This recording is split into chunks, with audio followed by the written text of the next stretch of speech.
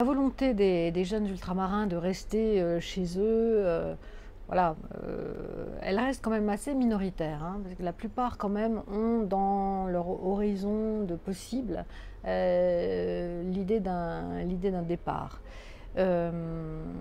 Par contre, je pense qu'ils sont attachés à une amélioration, hein, de la situation économique et professionnelle des territoires. L'amélioration aussi en matière d'éducation, qu'il y ait des bonnes universités, qu'il y ait de bonnes écoles, etc.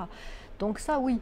Mais il y a bon, et ça peut-être ça conduira certains à faire le choix et surtout d'avoir la possibilité de rester dans de bonnes conditions sans partir.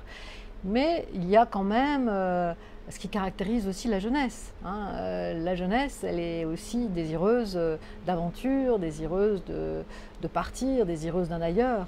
Alors cet ailleurs, pour la jeunesse ultramarine, évidemment, c'est la métropole en premier, mais ça peut être aussi autre chose. Et de plus en plus, on n'avait pas le moyen de mesurer cela dans cette consultation de Generation Watt, mais je ne serais pas étonnée aussi que la métropole ne soit pas la seule destination visée par les jeunes ultramarins pour faire l'expérience d'un départ ou pour aller faire une formation quelque part ou voire même expérimenter un travail.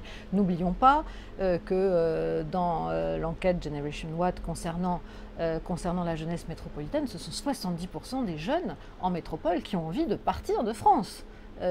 Qui partir de France pour vivre et travailler ailleurs. Donc c'est une problématique qui aujourd'hui à la fois renvoie à la spécificité même de cette plus grande mobilité mondialisée aujourd'hui, c'est-à-dire que l'espace des possibles, des possibles géographiques, c'est extraordinairement ouvert aujourd'hui.